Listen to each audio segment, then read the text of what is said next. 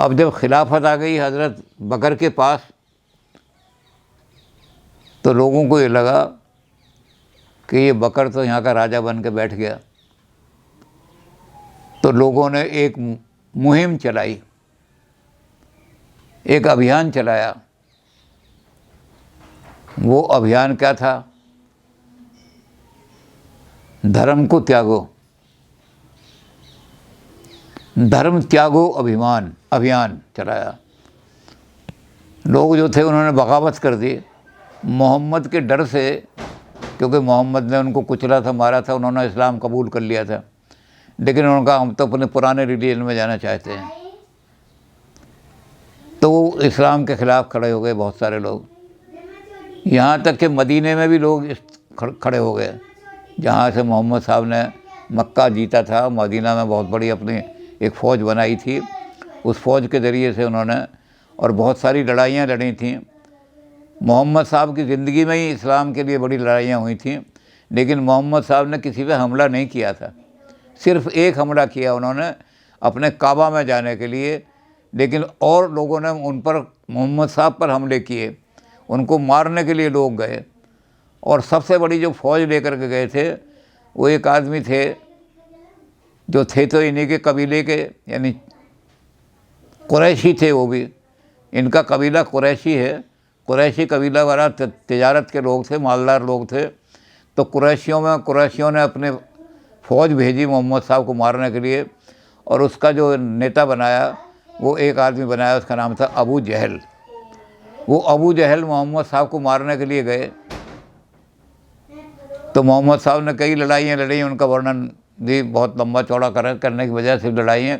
तो सबसे पहली लड़ाई बद्र की लड़ाई थी। बद्र की लड़ाई में अबू जहल मारे गए। तो मुसलमानों ने एक लफ्ज़ बना लिया, जहल का मतलब अज्ञान, और उससे जहालत बना लिया। जहालत शब्द जो है ना, जहालत माने मूर्ख, अज्ञानी। वो एक अज्ञानी आदमी मोहम्मद साहब के हमला करने गया था कि ये खुदा का पैगंबर नहीं है, झूठा पैगंबरी की बात कर रहा है। तो हज़रत अबू जहल को मारा था। वो लड़ाई हुई। फिर उसके बाद ओहद की लड़ाई हुई।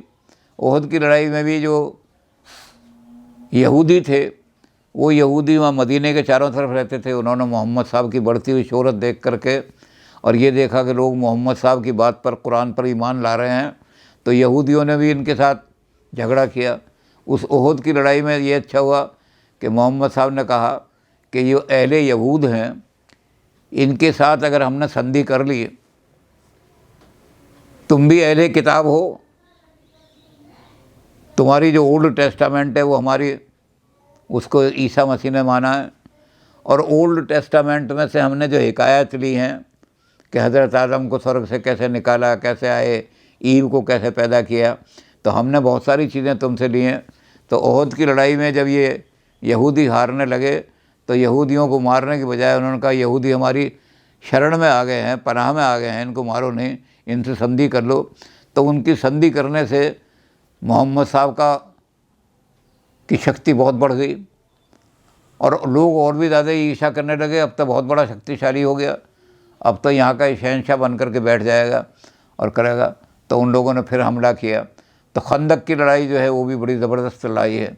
उस खंदक की लड़ाई में भी, इसके बारे में हमने पहले भी कहा कि खंदक की लड़ाई के बारे में ये हुआ कि रात को बड़ा तूफ़ान आया और वो जो उनके तंबू थे दूर उखड़ कर के चले गए।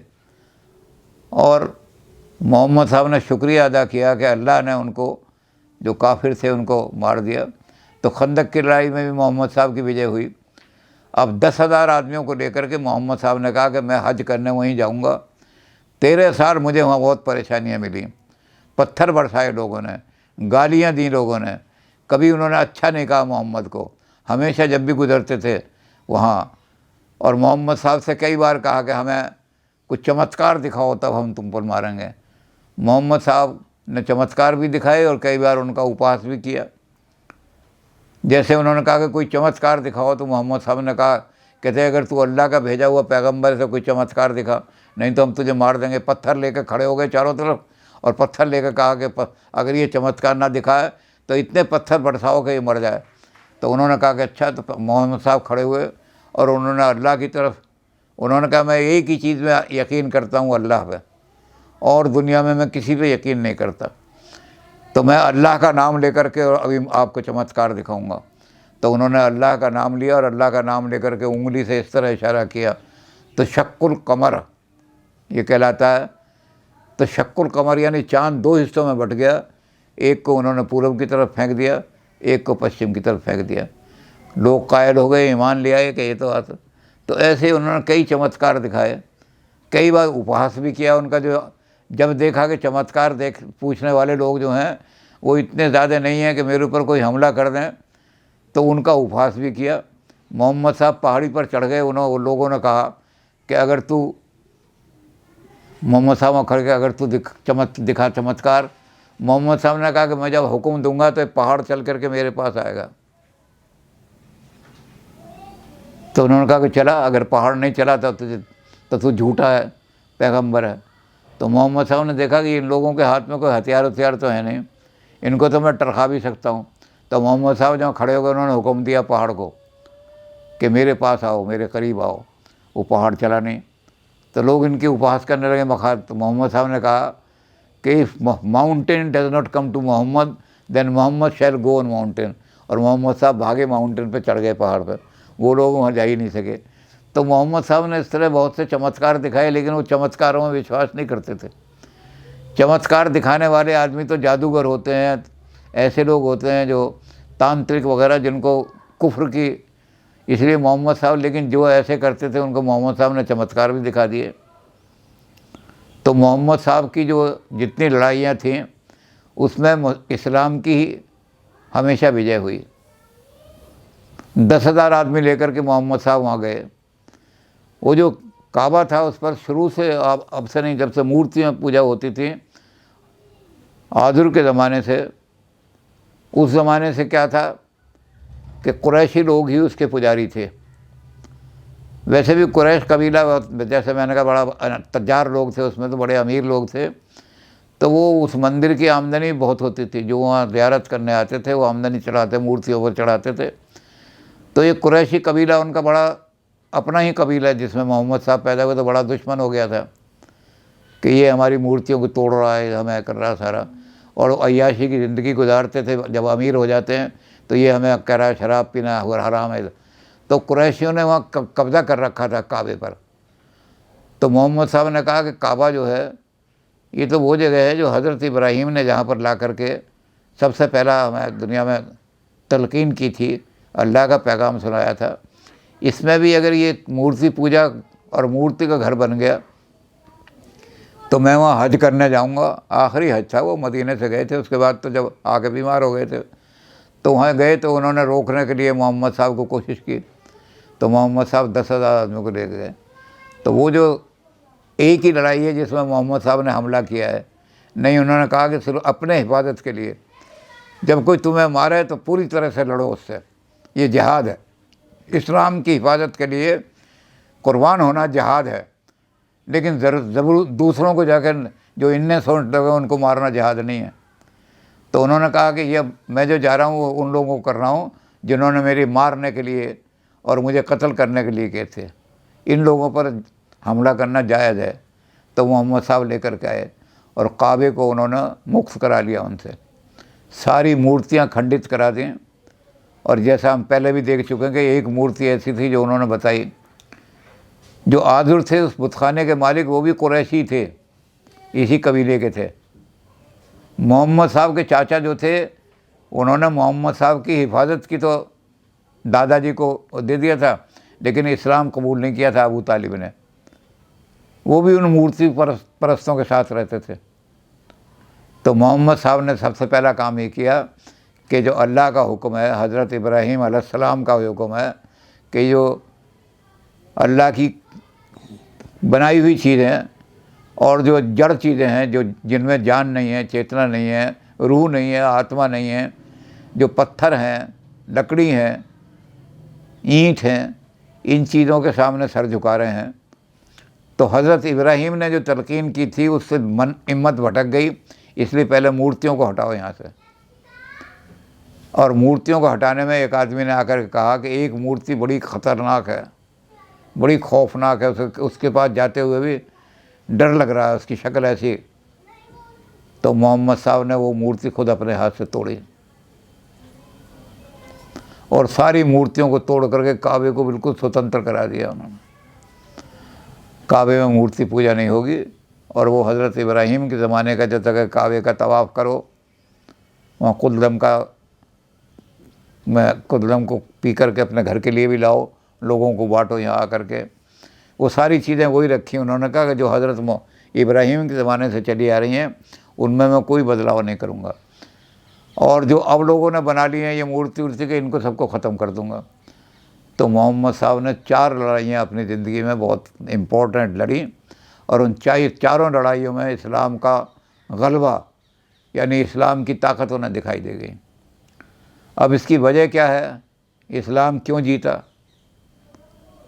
इसके बारे में बहुत बड़े हिस्टोरियंस हैं जो ये पाश्चात्य दुनिया के हैं, जो मोहम्मद साहब को, यानी मुसलमान तो नहीं है, वो हैं तो ईसाई राइटर, लेकिन उन्होंने कहा कि मोहम्मद साहब जब अरब में पैदा हुए थे उस समय अरब की हालत थी कि छोटे छोटे कबीले थे, बद्दू लोग कहलाते थे, उनको अंग्रेज़ी में बेडुइन कहते हैं।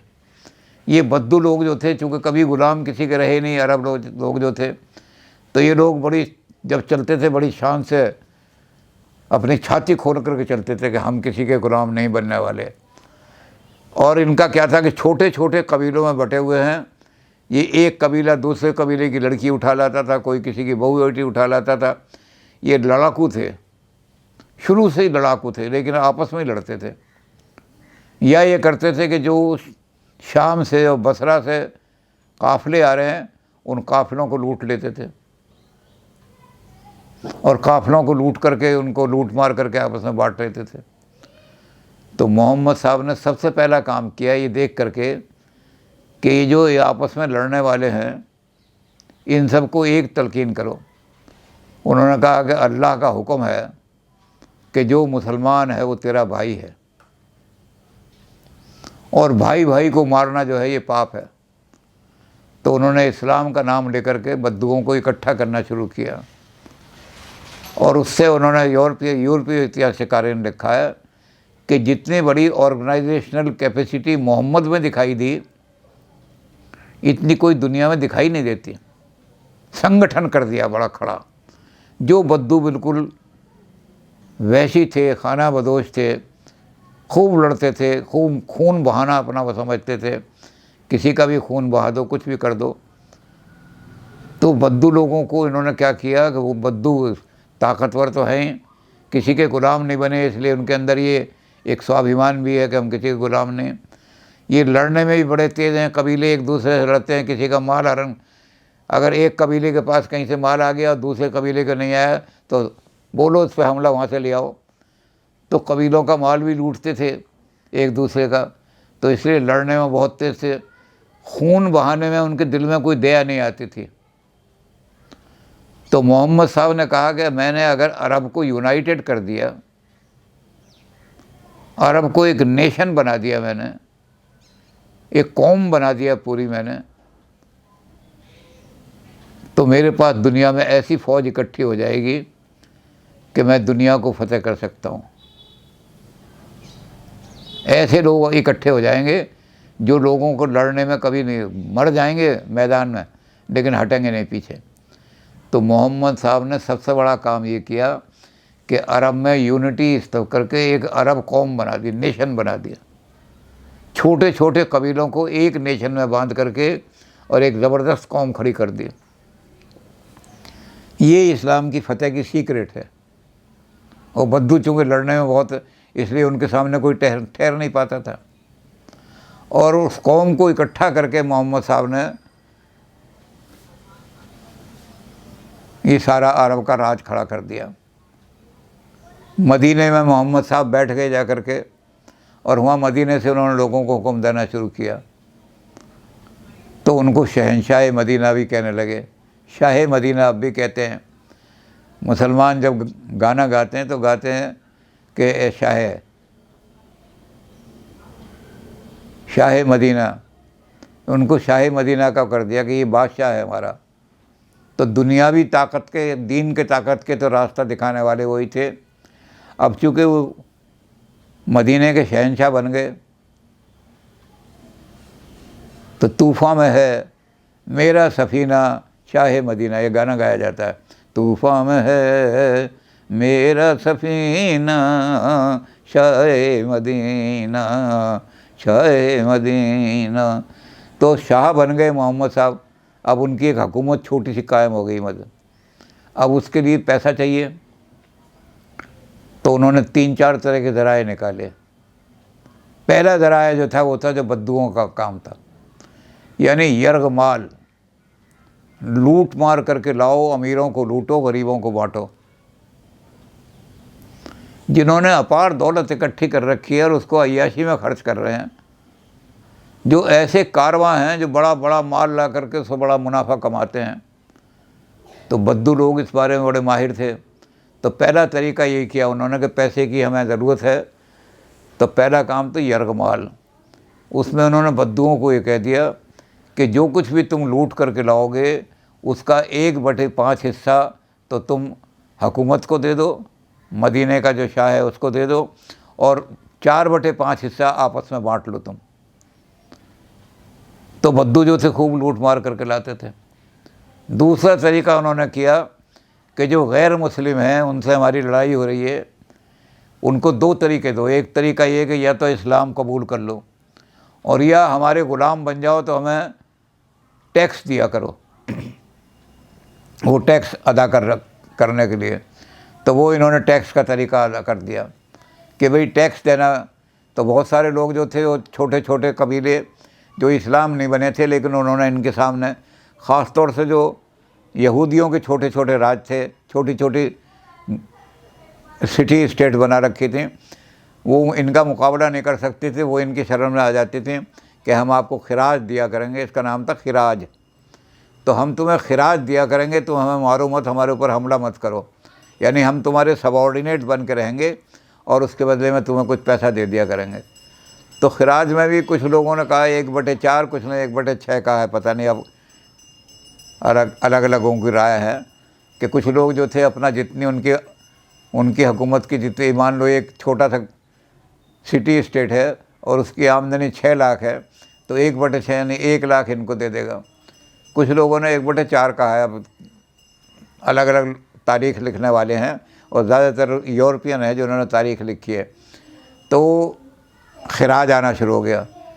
तीसरी चीज़ उन्होंने की कि जो ऐसे लोग हैं जो तीर्थ यात्रा करने के लिए आते हैं और तीर्थ यात्रा करने के लिए वो तीर्थ की ज़ियारत करके चले जाते हैं, उनसे तीर्थ टैक्स लगाओ। वो तीर्थ टैक्स लगा दिया जजिया।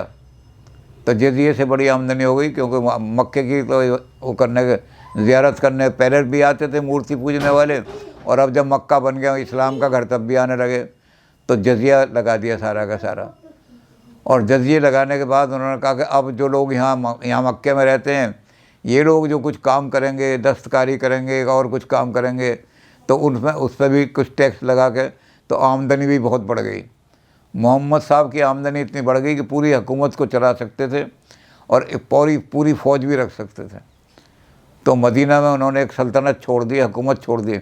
हालांकि उन्होंने कभी अपने आप को दुनिया का बादशाह नहीं कहा, लेकिन दुनिया उनको शाह मदीना ही मानती रही कि ये इस्लाम का तहफ़्फ़ुज़ करने वाला है, इस्लाम की रक्षा करने वाला है, इसलिए इसको। तो मोहम्मद साहब के ज़माने में तो यही लड़ाई हुई।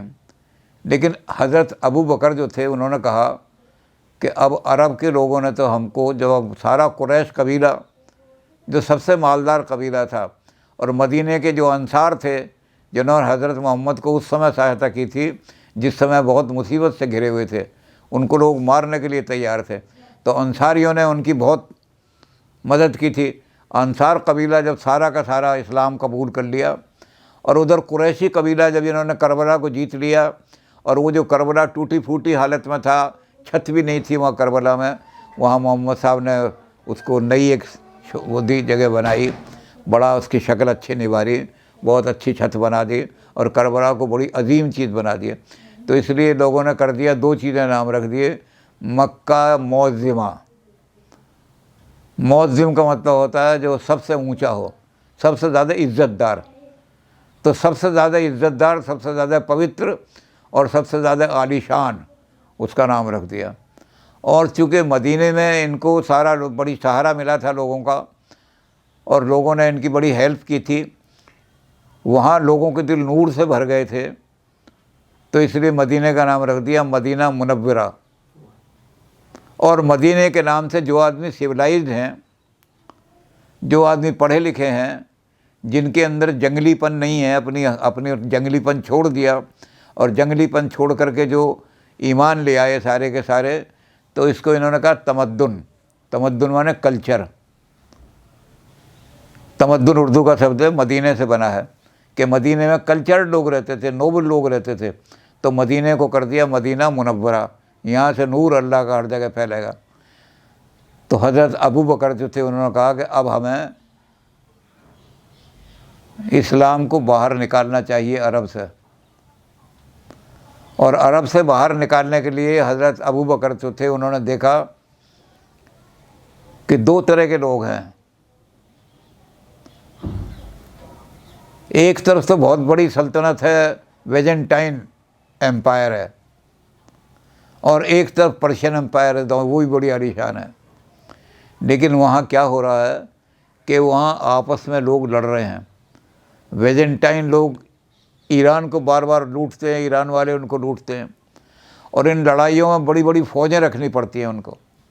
ईरान की भी बड़ी ज़बरदस्त फ़ौज थी, जिसने यूनान को, डेरियस ने यूनान को हराया था। उसका बदला लेने के लिए दारा नंबर 2 पर सिकंदर ने हमला किया और बदला लिया सारे ईरान को।